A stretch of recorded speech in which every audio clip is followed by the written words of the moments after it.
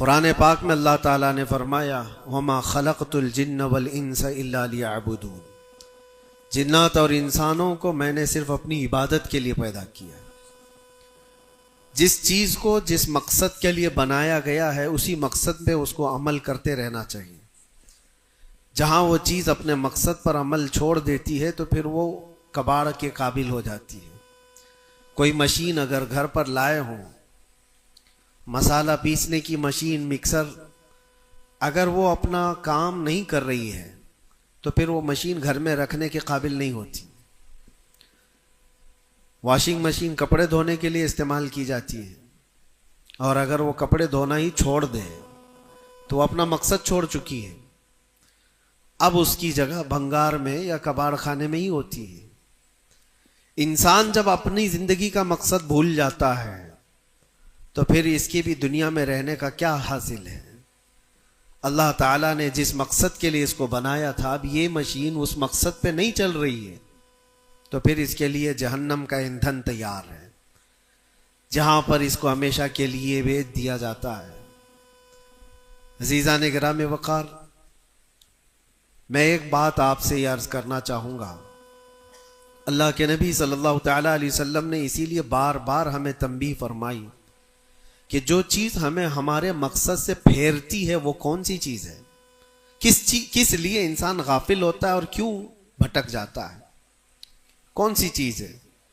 تو نبی پاک صلی اللہ علیہ وسلم فرماتے ہیں میں میرے بعد اپنی امت سے اس بات کا اندیشہ نہیں رکھتا کہ یہ کافر ہو جائے گی، مشرک ہو جائے گی۔ حضور فرماتے ہیں مجھے اس کا ڈر نہیں ہے کہ میری امت مشرک ہو جائے گی، کافر ہو جائے گی، لیکن اندیشہ اس بات کا ہے، ڈر اس بات کا ہے کہ تم پر دنیا پھیلا دی جائے گی اور تم دنیا سمیٹتے سمیٹتے اللہ رسول کو بھول جاؤ گے۔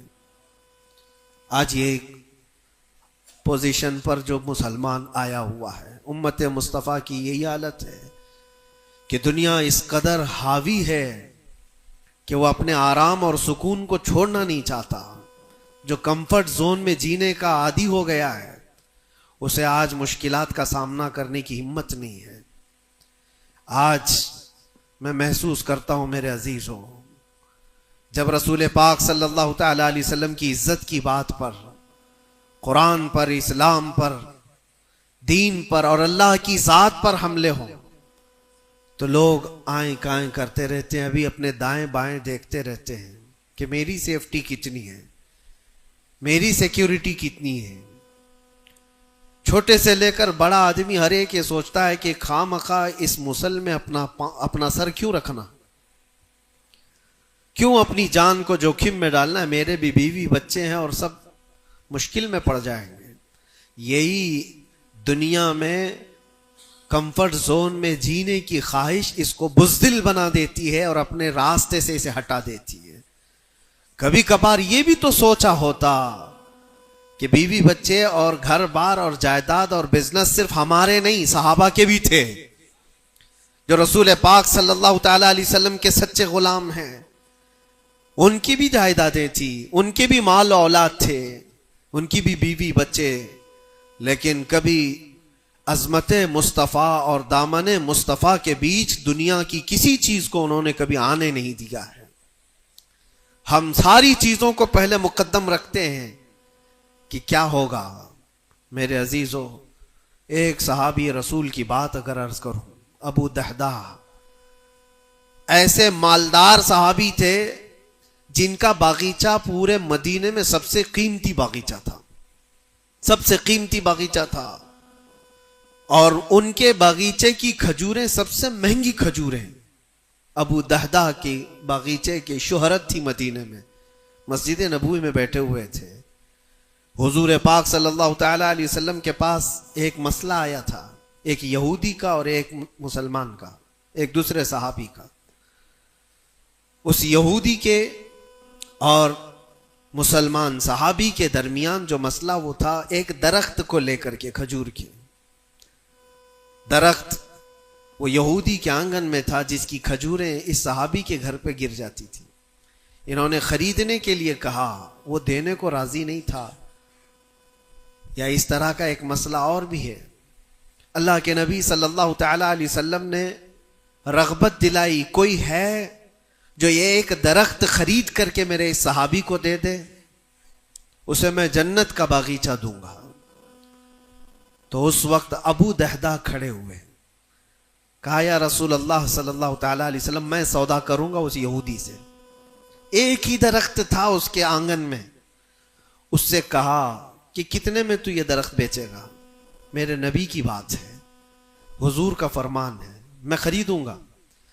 اس نے کہا میں بیچنا نہیں چاہتا اس کی قیمت، کیونکہ اسے پتا تھا ان کی کمزوری ہے۔ ابو دہدہ نے کہا کیا تجھے پتا ہے مدینے اوالی مدینے میں ابو دہدہ کا باغیچہ؟ کہا اس کو کون نہیں سنا ہے، مدینے کا ہر بچہ جانتا ابو دہدہ کے باغیچے کی شہرت۔ کہا اگر میں وہ باغیچہ اس درخت کے بدلے دے دوں تو کیا تو یہ درخت مجھے دے گا؟ اس نے کہا یہودی نے پاگل ہو گئے ہو، کیا بات کر رہے ہو؟ ایک درخت کے بدلے وہ اتنا قیمتی باغیچہ جس کی کھجوریں پورے مدینے میں مشہور ہوں؟ ابو دہدہ نے کہا اس باغیچے سے زیادہ قیمتی میرے مصطفیٰ کا فرمان ہے، میرے لیے نبی پاک کی عزت اور ان کی حرمت اس سے کئی زیادہ بڑھ کر کے ہے۔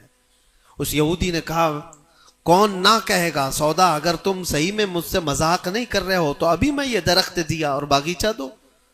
ابو دہدہ نے کہا تو نے ابھی دیا، میں نے بھی یہیں سے دے دیا، باغیچہ بیچ دیا اور ساری چیزیں یہیں پر طے کر کے اپنے باغیچے پر آتے ہیں۔ باہر دروازے پر کھڑے ہیں، باغیچے کے پھاٹک پر، ان کی بیوی ان کی بچے، گھر اندر بنا ہوا ہے باغیچے کے اندر جو ٹھنڈی حاصل کرنے کے لیے خوشنما، باغیچے کے اندر خوشنما محل بنا ہوا ہے۔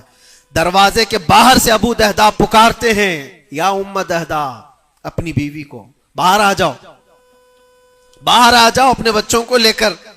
بیوی نے کہا اتنی جلدی کیوں اس طرح سے بلا رہے ہو، کیا بات ہے، کیوں چیخ رہے ہو؟ ابو دہدہ نے کہا یہ باغیچہ بک گیا ہے، اب ہمارا نہیں ہے، باہر آ جاؤ۔ عورتیں کبھی کسی چیز کو دینے دیتی ہیں؟ گھر کی کوئی چیز بک جائے عورت راضی ہو جائے، لیکن وہ عورت عام عورت نہیں، رسول اللہ کی صحابیہ تھی۔ کہا اچھا ابو دہدہ یہ باغیچہ بک گیا ہے، میرا تم پر یقین ہے کہ بہت اچھا سودا کیا ہوگا، کیونکہ مدینے میں اس جیسا باغیچہ تو نہیں ہے۔ ابو دہدہ نے کہا تو سچ سمجھتی ہے میں نے بہت اچھا سودا کیا ہے۔ باہر آئی، یہ اندر نہیں گئے، اپنے بچے اور اپنی عورت کو لے کر باہر نکلے۔ ابو دہدہ سے پوچھتی ہے خاتون نے کتنے میں سودا کیا ہے، کتنے میں سودا کیا ہے؟ کہا بس وہ ایک درخت کے بدلے جو یہودی کے آنگن میں ہے میں نے یہ باغیچہ پورا اس کو دے دیا۔ عورت نے کہا ہاں ایسے کیسے، اتنا بڑا باغیچہ ایک درخت کے بدلے میں؟ کہا وہ تو بظاہر ایک درخت ہے لیکن اصل قیمت تو رسول اللہ کی زبان ہے۔ کہا اللہ کے نبی نے کیا فرمایا؟ کہا کہ ایک درخت جو اس یہودی کا خرید کر کے ایک صحابی کو دے دے میں اسے جنت کا باغیچہ دے دوں۔ ابو دہدہ نے جیسے یہ سنایا تو ام دہدہ کہتی ہیں ابو دہدہ تم نے کبھی میرا یقین نہیں توڑا، آج میں یہ کہتی ہوں یہ باغیچہ ہی کیا حضور سے پوچھتے ہم سب بھی بکنے کو تیار ہیں۔ اللہ کے نبی صلی اللہ تعالی علیہ وسلم کی ذات پر یہ یقین کامل تھا، انہیں دنیا بیچ میں کبھی روک نہ سکی۔ ہمارے تو چھوٹی دکانیں ہمیں روک دیتی ہیں، ہمارے تو چھوٹے دروازے ہمیں روک دیتے ہیں۔ عزیزان گرامی وقار، اپنے مقصد حیات سے آدمی جب بھٹکتا ہے تو کون سی چیزیں جو اسے اٹریکٹ کرتی ہیں دنیا میں؟ یہ مال دولت۔ مجھے وہ بات یاد آتی ہے صدیق اکبر رضی اللہ تعالیٰ عنہ حضور پاک صلی اللہ علیہ وسلم کے ساتھ بیٹھے ہیں، حضور پاک صلی اللہ تعالیٰ علیہ وسلم کے ہاتھ میں ایک پیالہ ہے جس میں شہد ہے، آپ اس کو نوش فرمانا چاہتے ہیں، منہ کے قریب لے گئے، اچانک آپ نے واپس رکھ دیا اور کسی چیز کو دھکا دے کر کے ہٹانے لگے جیسے کوئی مکھیوں کو بھگاتا ہے، جبکہ نبی پاک صلی اللہ علیہ وسلم کے جسم کے قریب کبھی کوئی مکھی نہیں آتی، لیکن اندیکھی چیز کو آپ ہٹا رہے تھے۔ پھر تھوڑی دیر کے بعد پیالے کو اٹھایا، پھر تھوڑی دیر منہ کے قریب جاتے ہی واپس رکھ دیا، پھر کسی چیز کو دھکا دے کر نکال رہے تھے، تیسری مرتبہ پیالہ اٹھایا تو صحابہ نے دیکھا آپ کی آنکھوں سے آنسو روا ہیں، حضور پاک صلی اللہ تعالی علیہ وسلم کیا اشک بہ رہے ہیں. تو صحابہ نے پوچھا یہ کیا معاملہ ہے؟ حضور اکرم صلی اللہ تعالی علیہ وسلم فرماتے پہلی بار جب میں نے شہد کا پیالہ اٹھایا تو دنیا میرے پاس سج سنور کر کے آئی، تیار ہو کر آئی اور کہا اے اللہ کے نبی میرا حسن و جمال آپ قبول کر لیں، ہر طرح کے حسینائیں آپ کے قدموں میں لا کر رکھ دوں گی، ہر طرح کا حسن آپ کے قدموں میں لا کر رکھ دوں گی. حضور فرماتے میں نے دھکا دے کر دور کیا کہ مجھے تیرے حسن و جمال کی ضرورت نہیں. دنیا چلی گئی. دوسری بار جب میں نے پیالہ اٹھایا تو دنیا پھر آئی میرے پاس اور پورے زر و جواہرات اور دولت کے انبار لے کر.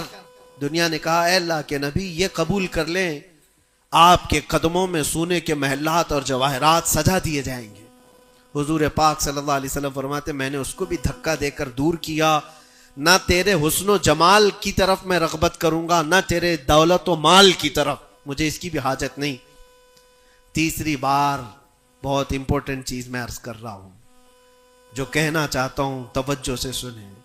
حضور پاک فرماتے تیسری بار دنیا میرے پاس آئی اور کہا اے اللہ کے نبی آپ نے میرے حسن و جمال کو بھی نہیں قبول کیا، دولت و مال کو بھی نہیں قبول کیا، مجھے دھکا دے کر دور کیا، لیکن ایک بات ہے آپ کے بعد آپ کی امت ایسا نہیں کر سکے گی.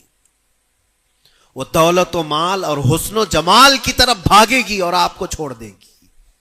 حضور فرماتے جب میں نے یہ بات سنی تو میرے آنسو نکل آئے. کیا میری امت مجھے چھوڑ کر اس طرح دور ہو جائے گی؟ دل پر ہاتھ رکھ کر کے سوچو ہے مسلمانوں، کیا آج وہ پوزیشن نہیں ہے؟ ہم ان دو چیزوں کے چکر میں اپنے نبی پاک صلی اللہ علیہ وسلم سے کتنی دور بھاگے جا رہے ہیں.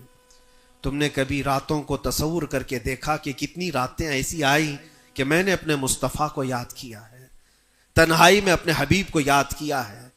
اس رسول کا حال تو یہ تھا، ماں عائشہ صدیقہ فرماتی ایک رات ایسی نہیں گئی جس میں رسول پاک صلی اللہ علیہ وسلم اپنی امت کے لیے دعا نہ کرتے ہوں. رات کو کھڑے ہوتے تھے تو پنڈلیوں میں سوجن آ جاتی تھی، پیر سوج جاتے تھے اور کثرت سے روتے تھے اپنی امت کے لیے اللہ کی بارگاہ میں کہ مولا میری امت بھولی بھالی ہے، اس کی بخشش میرے حوالے کر دے. رب ہب لی امتی، جو نہ بھولا ہم غریبوں کو رضا. اور آج امت کا حال یہ ہے کہ سال میں ایک بار میلاد کر کے ہم یہ سمجھتے ہیں حق ادا کر لیا. ہر دن ہر رات جو نبی پاک ہمیں یاد کرتے تھے تو ہم نے آج وہ کیا کر دیا ہے؟ یہی دو چیزیں ہیں جو انسان کو اپنے مقصد حیات سے ہٹاتی ہیں، اپنے راستے سے ہٹاتی ہیں. دولت اور شباب، یہ حسن و جمال. ہر نوجوان کو دیکھو ان دو چیزوں کے پیچھے بھاگ رہا ہے. اسے یہ دو چیزوں کی خواہش ہے، مال جمع کرنا ہے اور خوبصورت عورت کو لانا ہے. اور ان دو چیزوں نے دنیا میں اس کو ایسا غافل کر رکھا ہے، اسے سوچنے کا موقع ہی نہیں ہے. جب اس کے سامنے کہا جائے تیرے نبی پاک کی عزت کی بات آئی ہے، کہا وہ دیکھ لیں گے، مولانا لوگ تو ہیں نا، علماء اکرام اپنا کام کریں گے.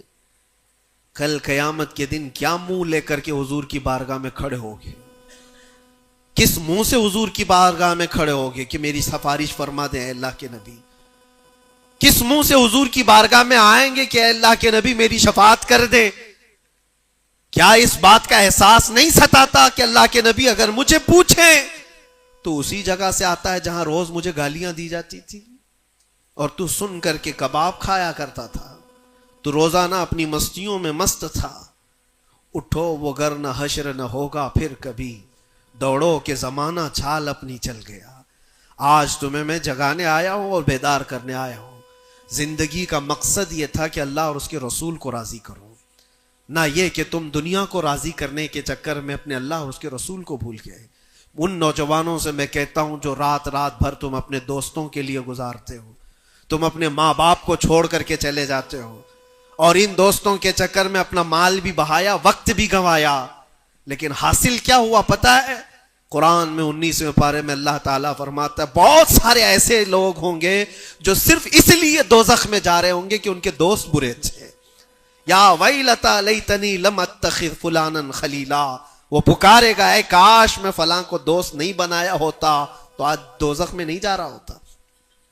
بہت سارے ایسے لوگ، اور جن کے لیے تم نے زندگی پوری اجاڑ دی، وہ کب تک کے لیے آئے تمہارے پاس؟ کب تک کے لیے؟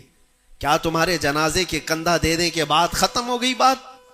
کون تمہاری قبر میں آتا ہے؟ کون تمہارے قبر کے حالات دیکھتا ہے؟ کون ہے جو حشر میں تمہارے معاملات کی سفارش کرتا ہے کوئی نوجوان دوست تمہارے لیے مددگار؟ نہیں. تمہارا دل بھی یہ کہے گا اس قبر کی نئی زندگی میں اگر کوئی آئے گا تو وہ آمنہ کا لال آئے گا.